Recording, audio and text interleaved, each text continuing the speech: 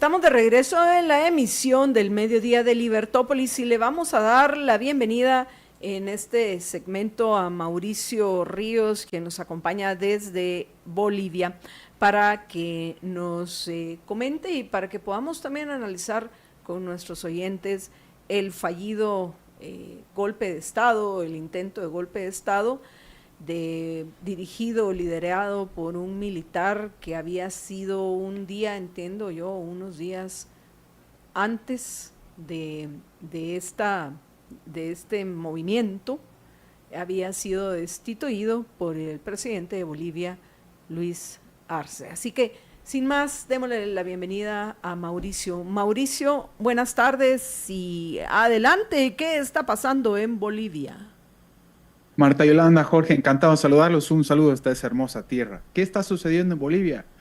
Pues lo que hemos vivido ayer, miércoles, en Bolivia, no ha sido otra cosa más que una opereta muy burda y muy barata para tratar de victimizar al gobierno de Arce Catacora en un momento en el que no tiene la capacidad de evitar la bancarrota económica del país, porque francamente vamos 16 meses continuos de escasez de alimentos, de combustibles y fundamentalmente dólares en el sistema bancario y financiero que están llevando al país al default directamente. Tenemos una proyección de crecimiento con mucha suerte, en todo caso con mucho optimismo, siendo muy optimistas, de apenas el 1,4% para cerrar la actual gestión. Tenemos un déficit fiscal, para que se den una idea del desorden de las finanzas públicas, de más del 12%, 12,1%, que son cifras que todavía tiene que confirmar el gobierno, que se niega hasta el momento. Estamos hablando de cifras del 2023 y ya estamos más cerca del 2025 de que el 2023 y aún no tenemos cifras oficiales, pero se presume que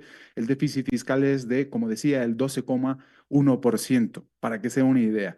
Tenemos al mismo tiempo una deuda pública acumulada entre la interna y externa que supera el 82% aproximadamente, pero fundamentalmente tenemos una escasez de combustibles que está complicando mucho la producción, sobre todo del oriente del país, que es el motor del crecimiento ahora mismo.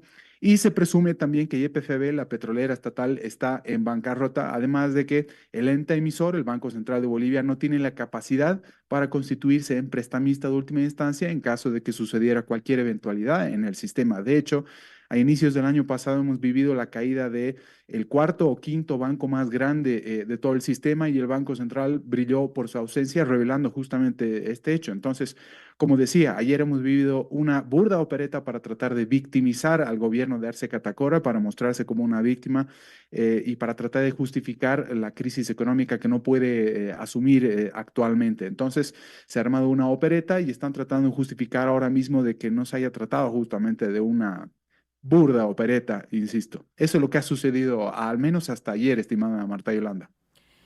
Mauricio, eso quiere decir que tú consideras las declaraciones que hizo el general de que él había actuado bajo instrucciones del presidente Arce, que por cierto aquí lo vemos en pantalla para todos aquellos que nos acompañan en Libertópolis TV y en redes sociales. Si no, se pueden conectar. Vamos a ver imágenes muy interesantes, hasta de un tanque tratando de entrar a casa presidencial, y que precisamente el general que vemos ahorita aquí en pantallas detenido, pues una de las declaraciones que ha dado, porque ha dado varias, tiene que ver que dio un golpe de Estado, quería dar un golpe de Estado en contra del socialismo, otro porque estaba molesto porque lo habían destituido, y que finalmente quien estaba detrás de fallido movimiento militar era el mismo presidente Arce,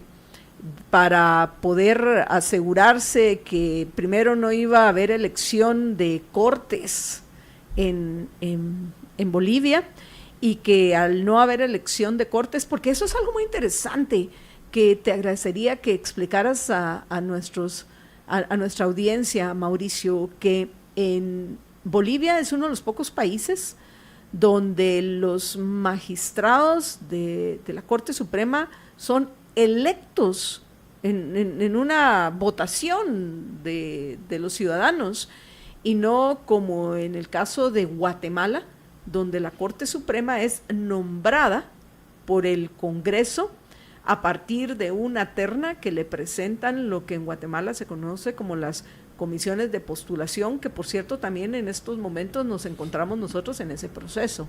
En Bolivia entiendo que es diferente y que de una forma inconstitucional Arce ha retrasado esas elecciones porque tiene miedo de que entren seguidores del expresidente Evo Morales que le permitan a Morales participar en las próximas elecciones, pues porque básicamente se están peleando el poder Arce con Morales, el poder del MAS, el partido que era de Evo Morales y por el cual llega al ejercicio del poder Arce.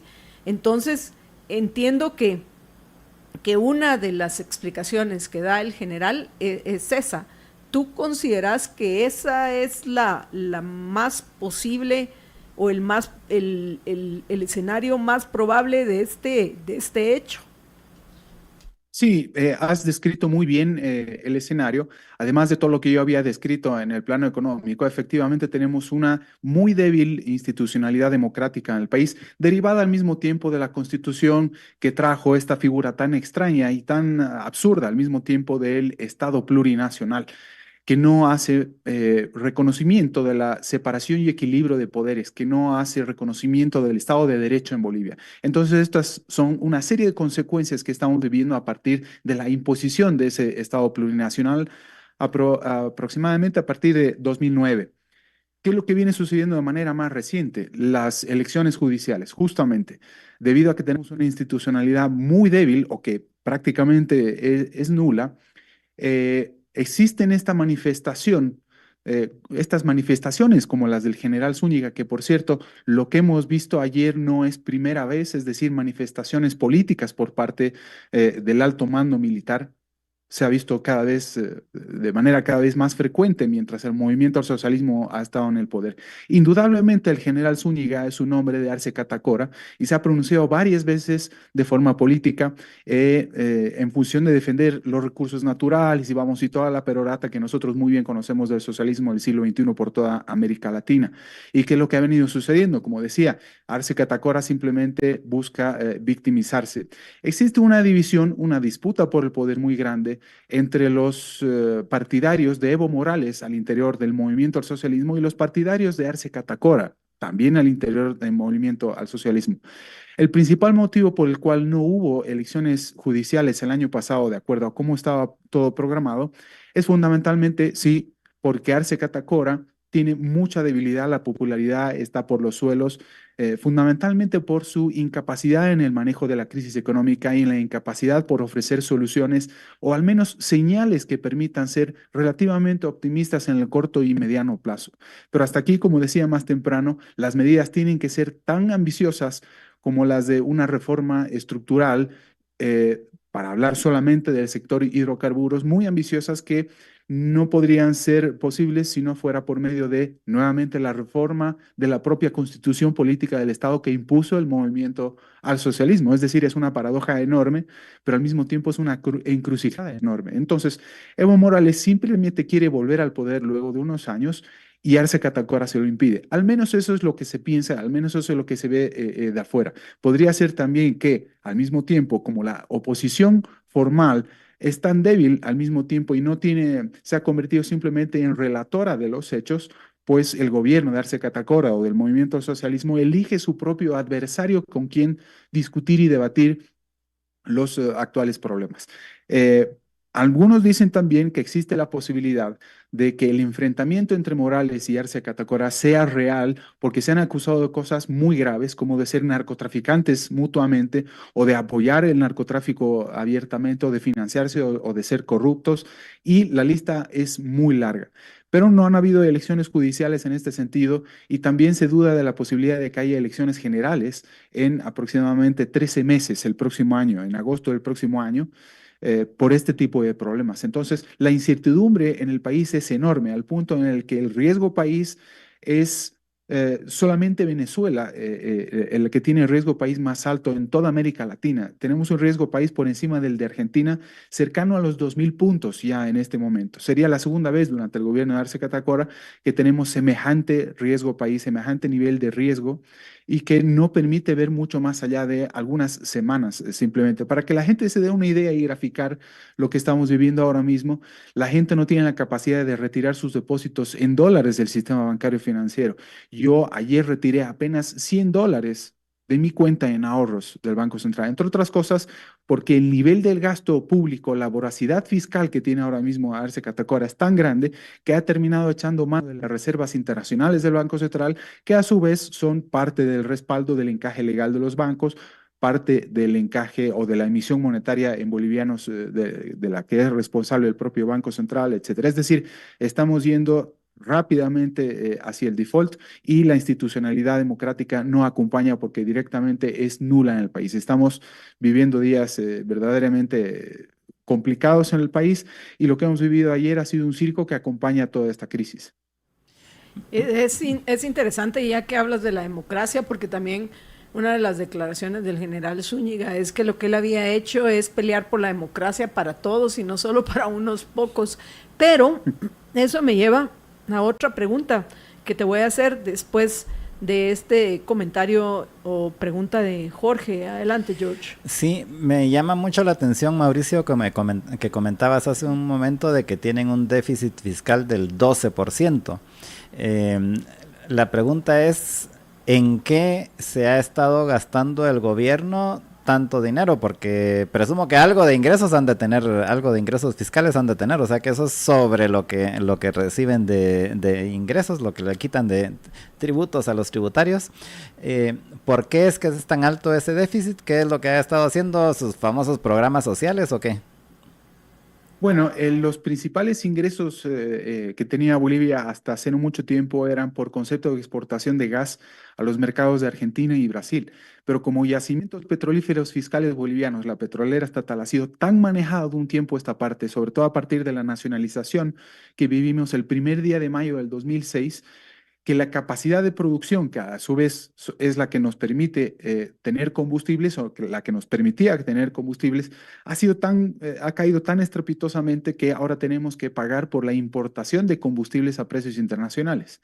Pero el consumo de esos combustibles es subvencionado al mismo tiempo. Así que gran parte del déficit fiscal está explicado por la necesidad de comprar esos combustibles, importarlos, pagar la subvención y al mismo tiempo otra parte muy importante que explica el déficit fiscal es la creación permanente de empresas públicas que a su vez son también deficitarias. Además, no nos olvidemos que de la contratación permanente y constante de empleados públicos burocráticos, fundamentalmente del gobierno central en La Paz. Existe algún artículo que invito a leer a todo el mundo que se llama Blue Marca, que lo que hace es explicar cómo es que el aparato público burocrático del movimiento al socialismo, ya ni siquiera del gobierno central, sino de todo el movimiento al socialismo, ha crecido a niveles que podrían superar en tamaño a ciudades como Potosí u Oruro de repente, que son la cuarta, quinta y de repente sexta economía del país, para que se den una idea de la proporción y la magnitud del tamaño del aparato público burocrático en el país.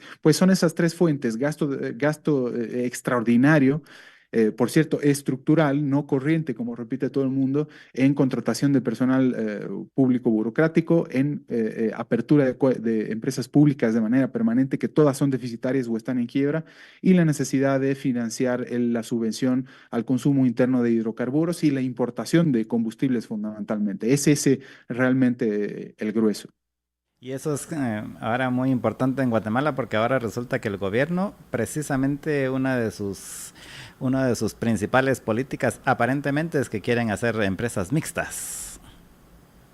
Exactamente, es la misma, eh, es el mismo modelo que ha venido tratando de aplicar por toda América Latina, la izquierda fundamentalmente, que no se conoce como otra cosa más que la industrialización por sustitución de importaciones de la CEPAL de entre los años 50, 60 y 70, que muy bien sabemos que eventualmente terminó en la famosa década perdida de América Latina en los años 80, y se la conoce fundamentalmente porque tuvimos una serie de episodios de hiperinflación demasiado grandes porque estas empresas terminan consumiendo tantos recursos y al mismo tiempo la derrota política tan grande, si se lo reconoce, que los gobiernos terminan cediendo a la tentación de imprimir dinero de la nada, que ya estamos en eso, por cierto, en Bolivia, para tratar de mantener el poder político sin tener que despedir toda esa gente que no es productiva y que no genera rentabilidad, mucho menos riqueza a largo plazo en el país.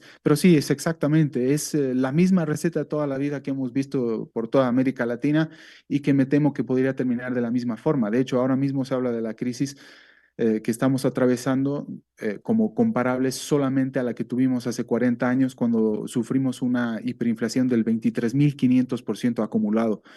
Entonces, yo no creo que estemos exactamente en ese momento, estamos hablando de 1985, pero sí de repente de 1981, 1982, probablemente, que ya sería bastante materia para preocuparse y para de una vez tomar decisiones orientadas a los ajustes muy ambiciosos y reformas estructurales que definitivamente nos saquen del atolladero.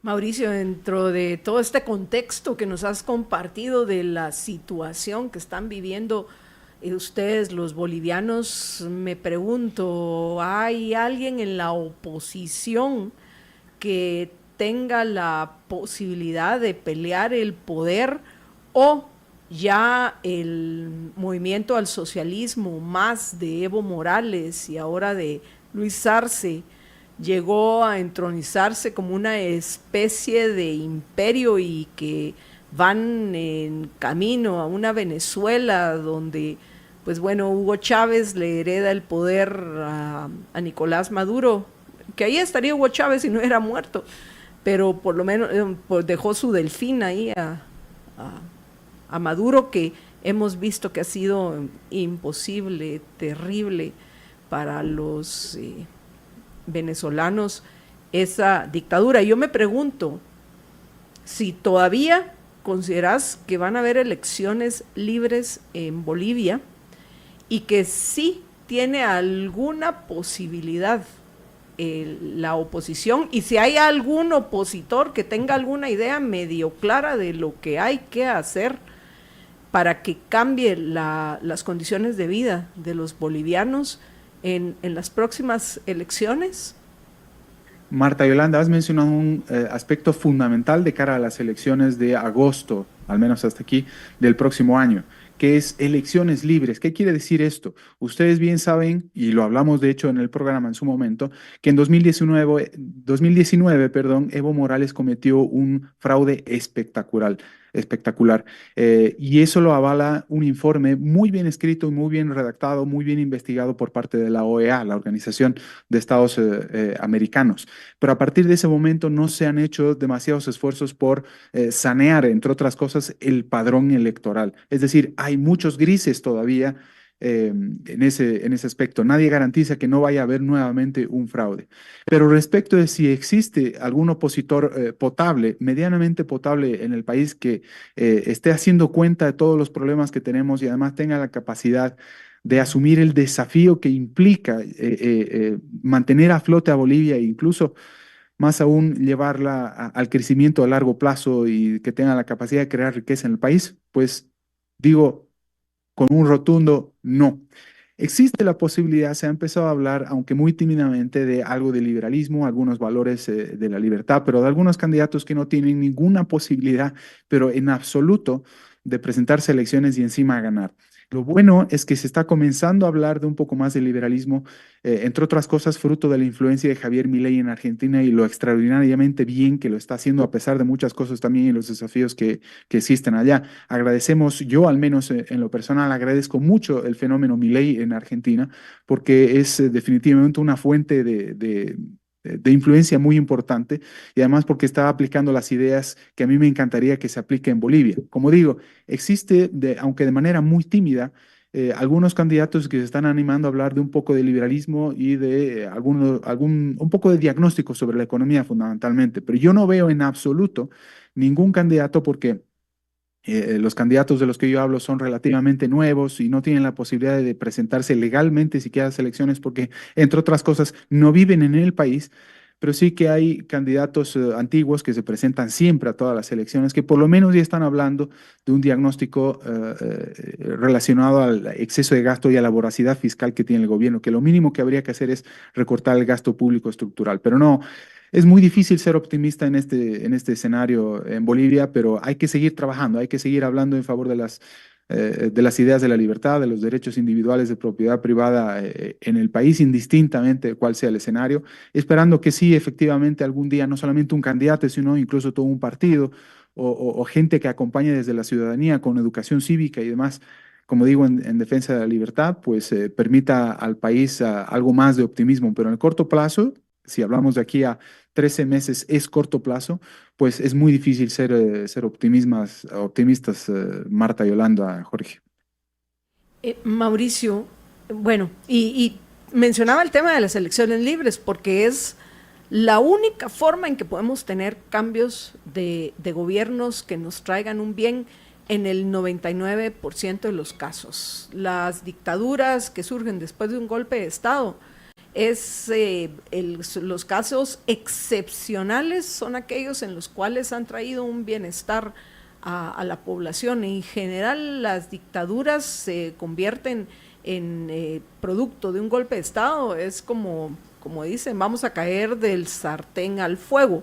Entonces, asumiendo que no eran motivos personales, comenzando por la molestia del general Zúñiga de que lo habían destituido o que no hubiera estado en connivencia con el presidente Luis Arce para hacer una especie de autogolpe como lo hizo Erdogan en Turquía, si recuerdo correctamente, en el 2017 tal vez, o 2019, ¿cuál fue? Pues según yo era 2016, ¿no? 2016, 2017 para precisamente acabar con la oposición. Entonces, este tipo de medidas de los golpes de Estado, sin duda es algo que tenemos que dejar en el pasado, pero lo que tenemos que proteger son los sistemas que nos permiten tener elecciones libres, según en nuestros países, el periodo que corresponde al ejercicio del poder. Por ejemplo, en el caso de Guatemala son 4 años. Proteger ese sistema de elecciones es el que nos permite el saber que vamos a poder cambiar gobernantes y no se va a entronizar una dictadura. Repito, hay dictaduras que han traído un bienestar en el largo plazo, sí, pero esas son las excepciones, no son la regla. Y pensaría que este tipo de acciones, como es el caso de un golpe de Estado, es algo que ya debería de quedar en el pasado. ¿Qué pensás al respecto? Yo estoy de acuerdo totalmente, Marta Yolanda. Todo tiene que ser justamente respetando la institucionalidad democrática de una democracia propiamente liberal, la que nos permita hacer cambios, y no solamente por medios democráticos. La libertad se la defiende en todo momento y en todo lugar, sin necesidad de esperar elecciones cada 4 o cada 5 años. Y esto es válido no solamente para cualquier país de América Latina, sino en el mundo, y fundamentalmente para Occidente, que es donde más necesitamos fortalecer este tipo de valores. Pero déjenme insistir en que lo que hubo ayer miércoles en La Paz, en Bolivia, no ha sido un golpe de Estado, sino solamente una burda opereta para victimizar al gobierno de Arce Catacora. Solamente con este dato, por ejemplo, el general Zúñiga, que fue quien comandó el supuesto golpe de Estado, jamás pidió la renuncia de Arce Catacora, en ningún momento. Es más, cuando se le preguntó en conferencia de prensa en la calle, mientras todo esto sucedía, si esto se trataba realmente de un golpe, el general Zúñiga se negó a reconocer un golpe y solamente apuntó a decir que era la manifestación de la molestia del ejército, nada más. Y en un momento se encuentra cara a cara en la puerta de Palacio Quemado, no por cierto de la Casa Grande del Pueblo, que es el lugar desde donde se gobierna realmente, sino que es un edificio contiguo, espantoso por cierto, de diseño del gobierno de Evo Morales. Se encuentra cara a cara con Arce Catacora, no le exige tampoco la renuncia, y Arce Catacora tampoco lo manda a arrestar por por la sublevación o por haberse negado a seguir sus órdenes. El general Zúñiga se da la vuelta, le dice que no va a obedecer nada y se va a las oficinas del alto mando mayor, del alto mando del ejército, y recién es apresado en la noche Momento en el cual, por cierto, el general Zúñiga reconoce que solamente estaba siguiendo órdenes del propio Arce Catacora, porque el objetivo de esta opereta era levantar la popularidad en una semana que iba a ser muy difícil, que por cierto hoy día íbamos a tener bloqueo de caminos indefinido por parte del transporte pesado, en exigencia de la dotación de dólares en el sistema bancario y financiero y la dotación de combustibles para poder trabajar en el país. Es de eso que se ha tratado todo el circo que hemos tenido ayer, y no ha habido muchas más grandes novedades. De hecho, la gente ahora está exigiendo una investigación imparcial sobre lo que realmente ha sucedido ayer, porque la denuncia que ha hecho el general Zúñiga ayer hay que tomarla muy en cuenta, muy en serio. Insisto en decir, en ningún momento siquiera se pidió la renuncia de Arce Catacora. Lo mucho lo que hizo Zúñiga fue exigir un cambio de gabinete y nada más. Y la liberación de presos políticos, probablemente porque estaba pensando que el siguiente preso político sería él. Pero bueno, en fin, de eso se ha tratado lo que hemos tenido ayer en Bolivia. Mauricio, te agradezco que hayas conversado con nosotros hoy y con la audiencia de Libertópolis. ¿Algo más que querrás agregar antes de que terminemos? Que hay que seguir trabajando. No es necesario esperar a algún Mesías para que nos saque las papas del horno. Hay que seguir trabajando todos desde donde podamos, como podamos, en defensa de los derechos individuales de propiedad privada, de la libertad. Muchas gracias, Gracias, Mauricio. Mauricio, y hasta la próxima. Un saludo a ustedes. Muchas gracias como siempre.